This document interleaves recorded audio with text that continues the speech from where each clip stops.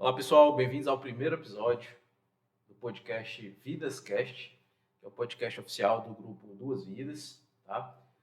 Estamos aqui no ano 2025, iniciando o ano com conteúdo de qualidade para você, mulher, que já gestou, que está gestando ou que pretende gestar. Eu sou o Dr. Wesley Vieira, sou ginecologista obstetra. Olá, eu sou o Dr. Alisson, médico ginecologista e obstetra, e com muito orgulho a gente vai dar início, né, no ano 2025 a esse grande projeto, que é o nosso aplicativo Duas Vidas, que já está nas plataformas tanto da Apple Store como da Play Store. Então, se você ainda não baixou, vá lá na loja e baixe agora mesmo o seu aplicativo. Perfeito. E iniciando aí o ano, né, 2025, é um ano que muitas famílias pretendem gerar novas vidas, muitos casais pretendem gestar, e nada melhor do que iniciar esse ano traçando metas, né? Então vamos falar aqui sobre 5 principais metas para 2025 para uma gravidez saudável, tá? Meta de alimentação. Vamos falar, Alisson, sobre quais são os tipos alimentares, os conteúdos alimentares, as fibras minerais mais recomendados para uma gravidez saudável. Pronto, Wesley. Primeiramente, falar um pouco, né, que é uma gravidez saudável. Sem sombra de dúvidas, duas principais metas destas que a gente vai falar são as principais para a gravidez saudável. E uma delas é ter uma boa alimentação, né? Então, você que está planejando engravidar em 2025, primeira coisa que você tem que ter, que a ciência comprovadamente mostra que traz benefícios, é você ter uma boa alimentação antes de engravidar. E claro, depois que engravidar, você vai continuar tendo uma alimentação saudável para um melhor desenvolvimento do seu bebê, né? Então, o principal a gente já sabe, né? A gente vê por aí na TV, vê aí nos vídeos, né, do Instagram, YouTube, as principais alimentações que são saudáveis, né? Você fazer um prato mais colorido, né? Com feijão, arroz, brócolis, beterraba. Isso são os alimentos saudáveis. E o que evitar, né? O que evitar também a gente já sabe, mas reforce um pouco sobre os alimentos que a gente tem que evitar, que a gestante tem que evitar, doutor Wesley. Antes de falar isso, é importante que saibamos que um dos primeiros passos para ter um metabolismo saudável na gravidez é a gestante estar com um peso adequado, né? Então, pacientes que estão com sobrepeso, você que sabe que está com sobrepeso, exagerou aí nas festas de fim de ano, tem que controlar o peso, idealmente antes de engravidar, né? A gente entende o sobrepeso como aquele IMC acima de 25, tá? Lembrando que o IMC é uma divisão que leva em consideração a altura ao quadrado e o peso da paciente, né? Então, se o seu IMC está acima de 25, já se considera sobrepeso. O ideal é que esteja ali entre 18,5 e 25. Está acima do peso? Já procura um nutricionista, já faz uma consulta com obstetra pré-concepcional para que se chegue ao peso adequado. E lembrando que, uma vez gestante, é importante evitar alimentos ultraprocessados, alimentos ricos em gorduras trans, alimentos ricos em açúcar, tá? E evitar aquilo que é industrializado. Então, a gente tem ouvido muito, né, Alisson, recentemente, aquela máxima, né? Então, desembale menos e descasque mais. Então, dê preferência a alimentos naturais. Evite alimentos ultraprocessados, que a gente entende que são alimentos hiperpalatáveis, ou seja, adicionado muito açúcar, muita gordura, para tornar isso mais saboroso. Mas você sabe, você que está vendo a gente, sabe que isso não é o ideal, tá bom? Então, já falamos aqui sobre a alimentação. Preferir alimentos naturais, ricos em fibras, minerais, alimentos como legumes, verduras e frutas, e evitar ultraprocessados e hiperpalatáveis com muita gordura e muito açúcar. Já falamos sobre o peso, ideal que seu MC esteja entre 18,5 e 25. E com relação, Alisson, a situações sobre atividade física, muitas pacientes chegam para a gente, né? Perguntam, doutor, quais atividades eu posso fazer e quais eu devo evitar, né? Porque isso realmente era uma dúvida, já era uma angústia para a paciente, principalmente aquelas que já tinham um hábito, uma rotina de atividade física. Elas ficam muito na dúvida se podem manter ou não. O que você tem a dizer assim, sobre isso? O que você costuma falar para os seus pacientes? Pronto, doutor Wesley. A segunda referência, né, a segunda coisa que a ciência mostrou que Pilar, né? pilar que comprovadamente traz benefício para a gravidez é o quê? A atividade física, né? Mas eu quero lembrar que para aquela mulher que está tentando engravidar, não fazer um overtraining, né? O que é o overtraining? É fazer atividade física exageradamente. Então, tudo tem um limite, né? Então, o certo é você fazer uma atividade física regular. Quais atividade física? Não importa. A atividade física que você se dê bem, que você se sinta bem com a atividade física, é o que é importante, né? Mas, doutor, e o que é esse overtraining? Para quem está tentando engravidar, o que a gente recomenda é não ultrapassar 4 horas de exercícios semanais, certo? Então, uma média de exercício físico de 30 a 40 minutos todos os dias, sem exagero, se alimentar bem, adequadamente antes da atividade física. Isso sim vai fazer com que seu sistema reprodutor ele haja de uma forma mais eficaz, que você ovule todos os meses naturalmente e que você consiga sim ter o seu tão desejado sonho, né? De quer que ter um bebê saudável no ano de 2025. Como eu sempre costumo dizer, a gravidez é um estado que gera mais sonolência, né? Os pacientes grávidos ficam com mais fadiga. Então, se você está gestante, está se sentindo cansado o dia todo, saiba que isso possivelmente é natural, tá? Isso pode impactar a rotina de atividade física, né, Alisson? As pacientes têm mais dificuldade de fazer atividade física porque se sentem mais cansadas.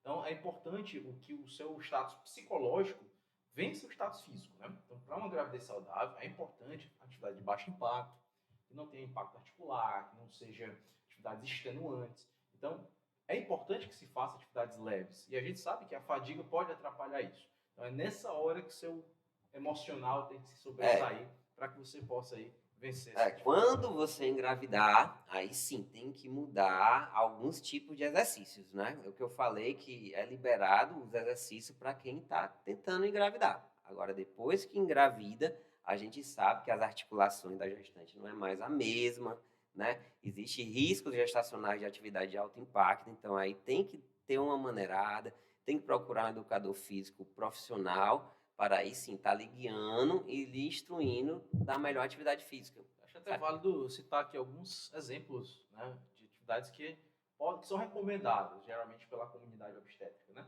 Quando a gente fala de atividade de baixo impacto, o que a gente está querendo dizer? É uma caminhada, tá? Hidroginástica, natação, tá? São atividades que têm baixo impacto articular. Escuto muito isso, doutor, eu sempre fui praticante de academia, sou rata de academia. E aí, eu mantenho, não mantenho? O que é que você costuma recomendar? Academia pode, né? Mas, claro, a rata de academia tem que dar uma maneirada no seu peso, né? Não extrapolar demais. Então, fazer sempre com peso baixo e sempre de maneira leve, certo? E sim, pode sim fazer academia tranquilamente a gestante. Então, dieta, peso, atividade física. Para a gente completar aqui os 5 pilares fundamentais, a gente precisa falar de hábitos e medicamentos, né? Isso é muito comum que a gente encontre pacientes gestantes que tinham algum hábito pregresso. E esse hábito pode ser bom, como o hábito de praticar atividade física, e pode ser ruim, né? Sim. Como o uso de substâncias, de bebida alcoólica, etc. Pode explanar aí, Alisson, um pouquinho o que a gente recomenda sobre o uso de substâncias como álcool e tabaco? Álcool zero, né, gente? Álcool, não existe um consumo mínimo de álcool. Foi demonstrado que qualquer dose de álcool na gravidez pode fazer mal à gestação. Tabagismo, ninguém nem se fala, né? Faz um mal enorme à gravidez. E outros hábitos, né? Hábitos que trazem estresse, né? Um trabalho extenuante, um trabalho estressante pode predispor a riscos gestacionais. Então, o ideal é que você se adeque, depois que você esteja gestante, para ter hábitos bons de sono, que você tem que ter, né? Menos estresse, menos zero álcool, zero tabaco, zero cigarro, né? Isso sim você vai ter uma gravidez mais tranquila, com certeza. Hoje, nos dias atuais, a gente tem que falar do vapor, né? Eita, porque tem muita mulher tá na moda o vapor, tem muita né? mulher que não usa cigarro, eu não fumo. Deus me livre, como fala aqui no Ceará. Deus defenda fumar. Usa o vapor. Também não pode, né, gente? Não tem dose segura para vapor, tá, pessoal? Você, mulher que gosta de andar com seu belo pendrive, uns que piscam até, Já abandona ele aí, deixa para depois, tá beleza? Então, pessoal, hábitos fundamental. Fundamental que se troque hábitos ruins por hábitos bons. A gravidez é um status que vai exigir isso de você. E por fim, eu acho assim, um pilar importante também é o uso de medicamentos, sabe?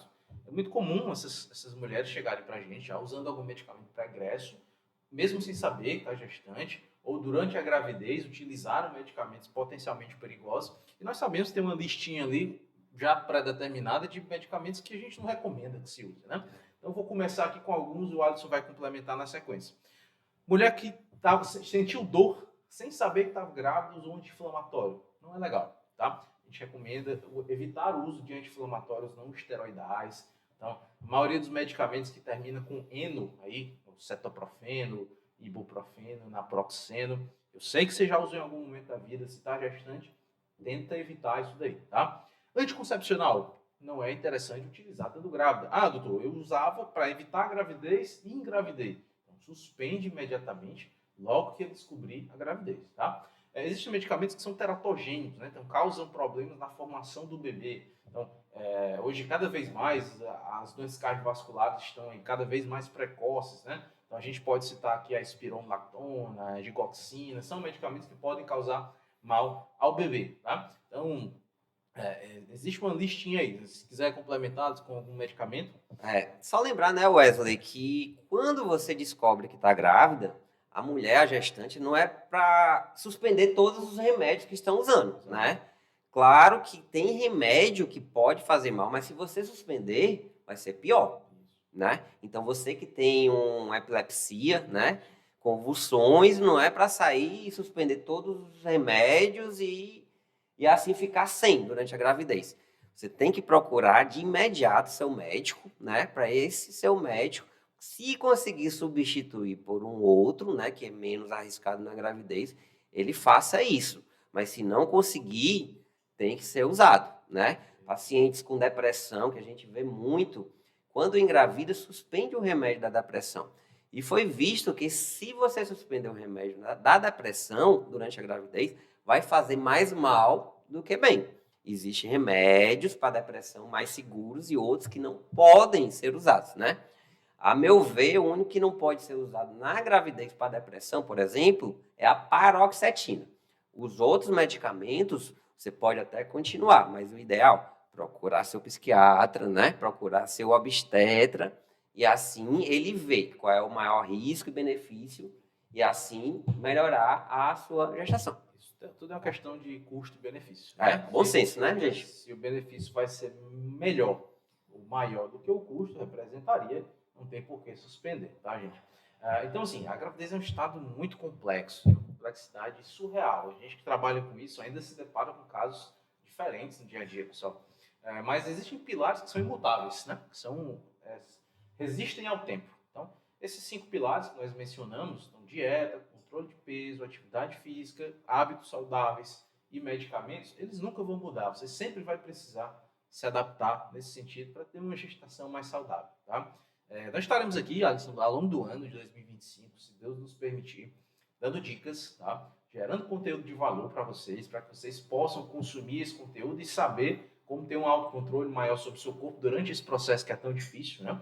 Que é o processo de engravidar. E esperamos que possamos ajudar vocês tanto com a produção de conteúdo, como com a nossa ferramenta digital, que é o aplicativo Duas Vidas, que vai estar nas lojas disponível para download e no qual vocês poderão acessar também uma série de conteúdos de qualidade, bem como as inúmeras ferramentas que estão lá, indicadas por profissionais especialistas, no caso, nós mesmos. Tá? Então, é um grande prazer estar aqui nesse projeto com o meu parceiro, Dr. Alisson, com o Luiz, que está aqui atrás das câmeras, vocês não estão vendo, mas está aqui fornecendo a estrutura necessária para isso. Tá? E nos vemos no próximo episódio. Um forte abraço.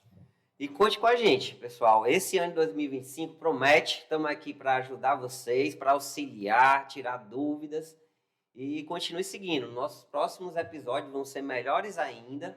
Não percam o próximo episódio do nosso podcast. Sigam @duasvidasbr de Brasil, tá? Um abraço, pessoal. Tchau.